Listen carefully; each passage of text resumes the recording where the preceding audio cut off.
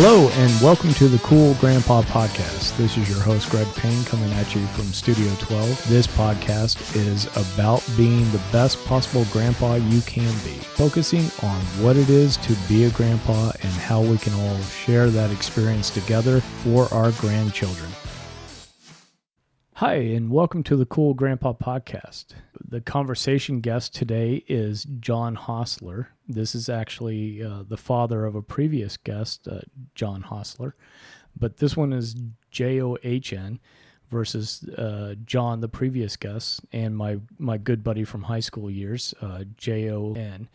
And just to let you guys know a little bit about John, John had spent most of his life in the Northern Virginia area.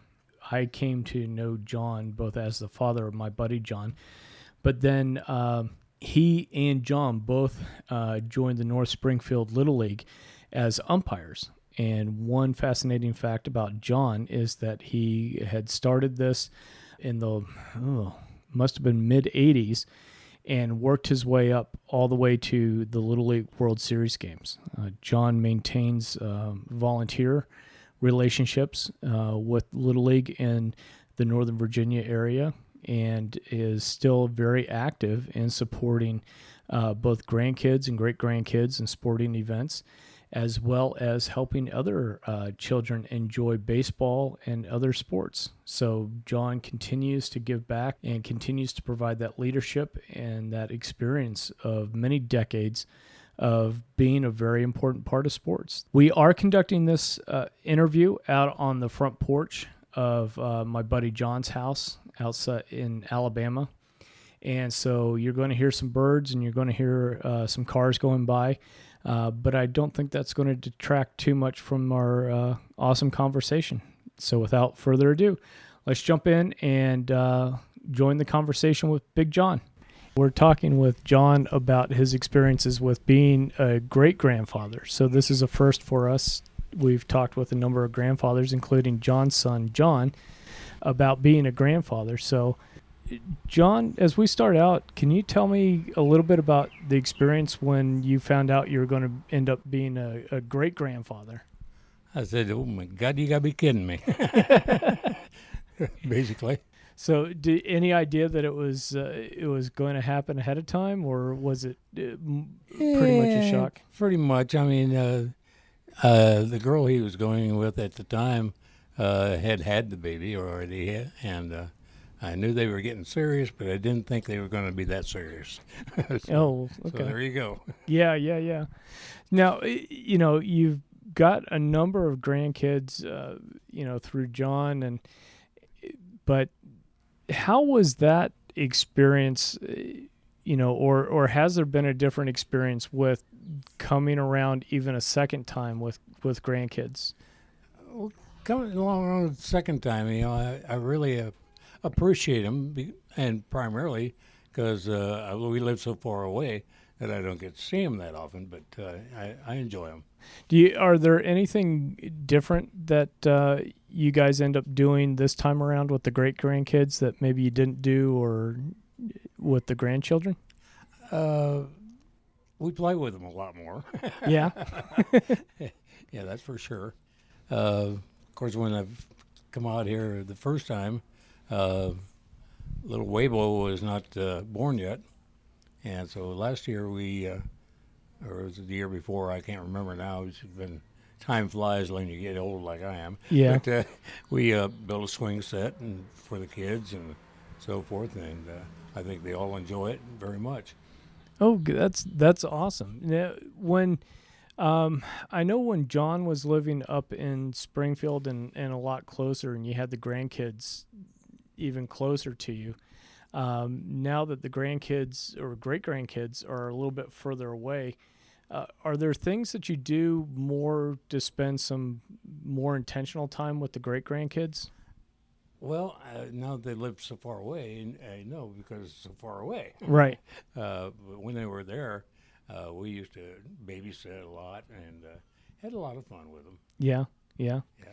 What are some of the favorite activities you used to do with both the grandkids and even now the great-grandkids? Well, we used to wrestle a lot. Yeah. Yeah, and just enjoy their company. That's a thing. Right. Were there favorite activities that you used to like to take them to, or anything that you would do in particular that they would say, "Oh, now this is definitely grandpa time"? Not really. It was just enjoying each other. Okay. It was the biggest thing. Yeah, so just that time together as, I don't know, family unit, and just spending time as a family Right. was the Right. big thing. Yep. It's all pretty much it runs together, and it's just the experiences we have.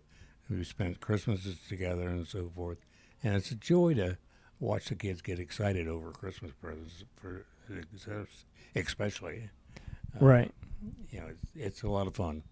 Yeah, I've always thought, and I mean, this isn't original, that Christmas especially is just, it's such a kid's holiday, and watching the kids getting geared up as they're heading into the home stretch for Christmas is always a treat. Always. Always. Now, one thing I do know that you guys do quite often is a big, crab bake and crab festival up around Labor Day.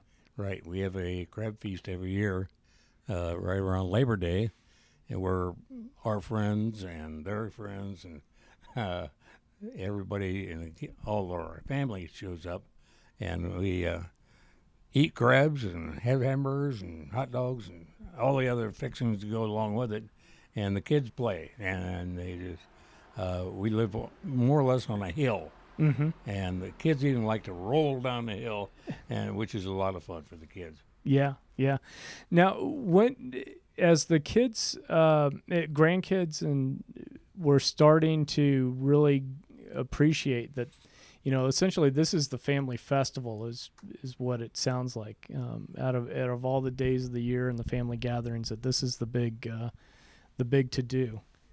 Yeah, a little bit, but they're still so young that they really don't realize it yet. Mm-hmm. Okay, I imagine in 5 years or so they'll understand what we do and when we do it, and it'll be a lot more hugging and carrying on. Right. But even the grandkids at this point know that that's a special time and a special event. Oh yes, they definitely do. Even when they can't quite maybe make it because of work and things that they've got going on now. Right. And plus, we live about 11 hours away from each other. Right. So it's a big deal to go visit Grandma and Grandpa. Sure. And that's the way it goes. Yep. Now, with the crab bake and the festival and everything else going on, were you guys starting to take the grandkids down to the farmer's market or the fish market to pick out the crabs, or was that something that was already done? No, that's something that's already done, because Okay. sometimes we would get them already cooked, and sometimes we would cook them ourselves. Sure. And anymore, the price of differences doesn't make any difference. But it's always a big deal when you bring them in. Right. Because kids always want to see them. Oh, yeah. Yeah, definitely. Because I remember, with us being up in the D.C. area, going to the fish market, and everybody would go down there and grab bushels of crab and bring them back and for the crab boil and all of that. So I didn't know, if the grandkids had an opportunity to go down there and pick them out. Not really, because of the congestion that it is down there at the fish market. It's very congested and very rush and so forth. Sure. So we don't take them down there.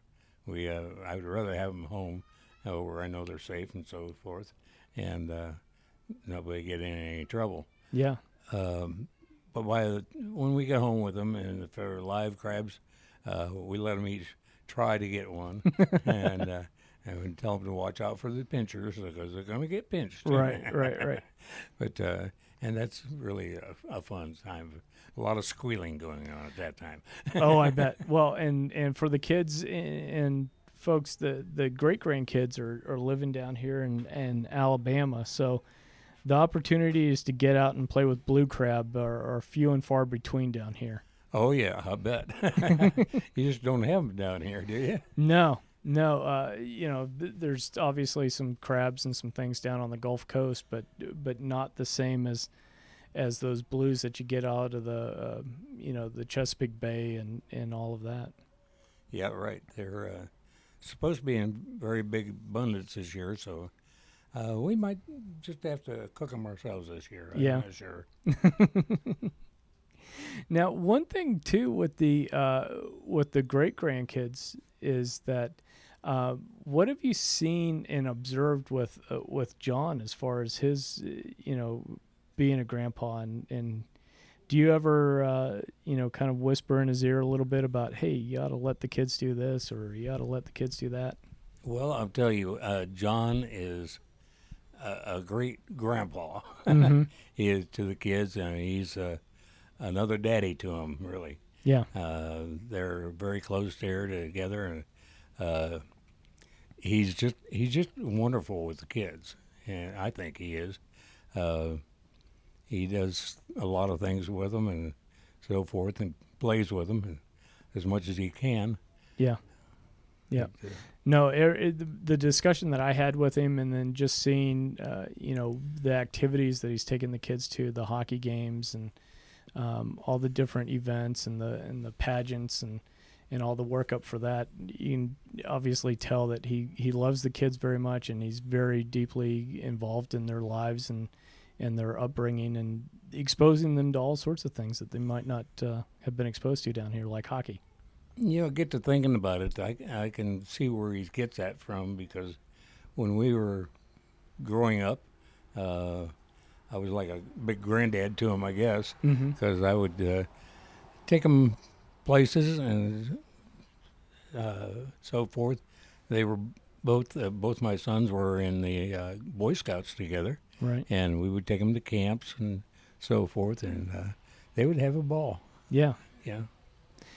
Well, and one of the items that I find really interesting as I'm talking to grandfathers is that the role that their grandfathers and their fathers have on them, the exposure to different activities, the exposure to all sorts of different hobbies, even plays a huge impact to when they become grandfathers themselves. I've got one person I've just interviewed.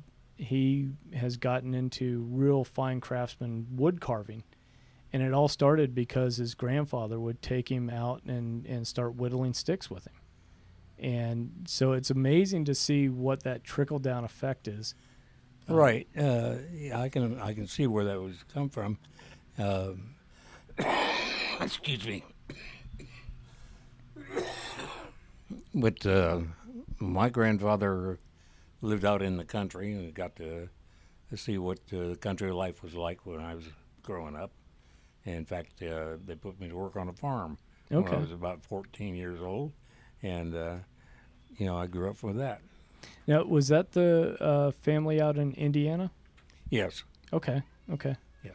Yeah, John and I talked about his experience going out to, I guess, your father's place, and what that impact was. But it's interesting to even tie that back even further to where you went out and your grandfather out in Indiana was putting you to work and starting to learn some of the farm life. Oh yeah. Had to milk 25 cattle in the morning and get them fed and so forth, and go out and grease up the combine every morning, and that was at 4:00 in the morning. So I was about to ask you, because I've done enough work and had enough friends that had dairy cows. Yeah. That I was wondering if it was going to be a 4:30 kind of wake up call. Yeah, and then turn around and do it again in the evening. Right. So, I knew what the farm life was like, which is a benefit really to me, and I tried to pass that on to the kids. Sure. Now, is there ways that you think that because as that farm life starts to get a little bit further out, so many of those work ethic and habits and some of the stick-to-itiveness of it's 4:30, it's cold outside, I don't want to get up. Some of those traits, do you have any ideas or suggestions about how we could even pass those on to our grandkids? just by doing it. Okay. It's like John now. He gets up every morning and goes to work. He's seen me do the same thing. I get home late at night, and we'd eat after everybody else is eating because we got in so late. Mm-hmm. But and he does that quite well. Yeah. Yeah. Well, and it's also interesting to see that too, is because that's going to be something that the grandkids are going to see him doing, and you're probably also telling them, well, that's just how I did it too. Right. Right. That's exactly right. It's what you do every day. You'd be surprised how much the kids pick up on that and follow your footsteps. Mm-hmm. Mm-hmm. Now, one one thing too is that I wanted to ask about is, have you had any moments or where the grandkids have really come to you for advice and really laid out a set of decisions that they have before them? They're not the grandkids are great grandkids now are not that old yet. Right. When John and Tom were younger and so forth, they did ask a few things, uh, and I more or less told them follow your heart, do what you think is the right thing to do, and figuring that a little bit of what we did at home would reflect on what they did. Sure. And like John, he got in the army and served his country. Right. Right. Well, and that's a great perspective too. The follow your heart, because sometimes that doesn't match up with if you were to put a spreadsheet together or a list of pros and cons and things. And sometimes that analytical part of things may tell you to go one direction, but your heart knows something else. Yeah, exactly right. So if you follow your heart and you enjoy what you do, you're better off Yeah. than sometimes taking what somebody tells you you should do. Sure. Sure. Well, and I think too is hearing that coming from a father and a grandfather starts to help people start to believe in themselves a little bit. That intuition and that the gut feel of a decision that comes through, and certainly hearing that from a grandfather can be pretty powerful, because it's easy sometimes. And I know I'm in that situation a lot of times, even still, where it's like, oh, I wish somebody would tell me what to do. Yeah. And and the part of that decision making is really following your heart and following that gut instinct that you have. Right. Exactly. That's the way I feel about it. But maybe I'm wrong. Maybe I'm right. So far, things have worked out fine. Yeah, it just seems that when we talk to people and hear people that say, here's where I went when I followed my heart and followed my instincts, it always seems to be that there was a bit of a struggle and an adaptation period, but then the outcome on the other side seemed to be so much more positive than maybe if they had gone down that other route. Exactly. I thought when John went to the service, he went into repairing helicopters.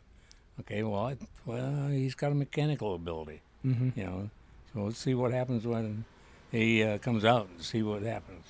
He came out, went into the mechanical end of it, of boiler business, and it worked out fine for him. Yeah, that's been an amazing career path and experience that he had, coming out of high school, since we came out at the same time and we were both looking to join the Army, and watching when he went in and his experiences, and then watching what's happened with him as he's come out and the different life experiences that he's had, that one decision is made, with his family and his children and grandchildren. Oh yeah. A lot of times, making $1 million and so forth is a great thing. Okay. Sure. But making $95 a week gives you a little bit of humility and lets you enjoy life a little bit more of what you get. And and go along with that and see how other people live. Oh, absolutely. Absolutely. There's that appreciation, tying back into the farm work and what you have is, I mean, farm work, if you broke it down to what you're doing per hour and what you're making per hour, is probably a losing deal. It is a losing deal, right?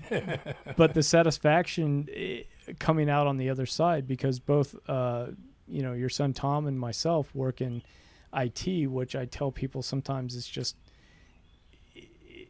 it's nothing physical and tangible that you can sit back and say, hey, I built this, I did this, I cleared so much acreage, that sometimes I think that gets to be a challenge. And so talking with kids, especially about following their heart, that work ethic, knowing that, hey, not always chasing that dollar is going to pay off when it comes to, sitting on a porch like we are. Yeah.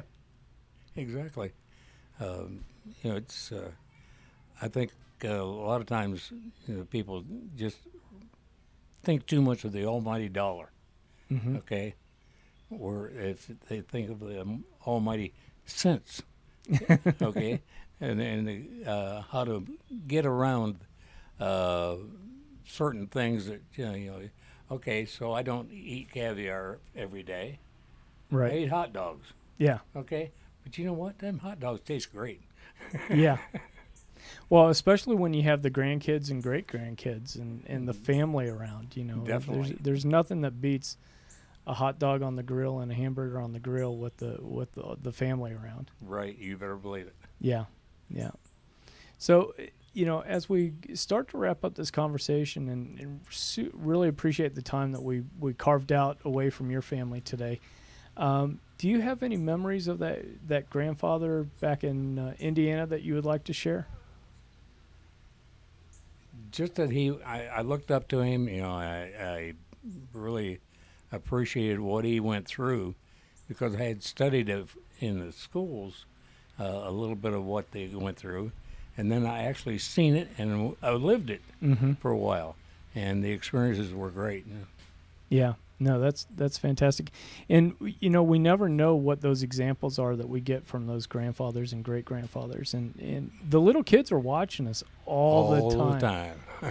And so it's just something might be mindful for, other grandfathers like myself is just, the little things we do add up when it comes time for the grandkids when they turn into their 20s and 30s, to be thinking back on those lessons. Exactly. You better believe it. I enjoy watching what John does with his grandkids or his kids. Sure. And so forth. And it really makes me feel good. Yeah. Makes me feel good. Yeah. But, he has done great. Probably better than what I did. Oh, that's awesome. Well, John, thank you so much for the conversation today and really appreciated the time you took away from the family to help me out. Pleasure was all mine, sir. Thank you very much. Thank you. Thank you for listening to the Cool Grandpa Podcast. If you've enjoyed this episode, please do me a favor and share it with a friend. That's the best way you can help us to expand our community, as well as get the news out about how valuable grandpas are in the lives of those kids. If you'd like to leave me a comment or shoot me a potential topic for this podcast, please go to www.cool-grandpa.us. Look for the comments tab, fill it out, hit submit. It's as easy as that. Until next time, remember to stay cool.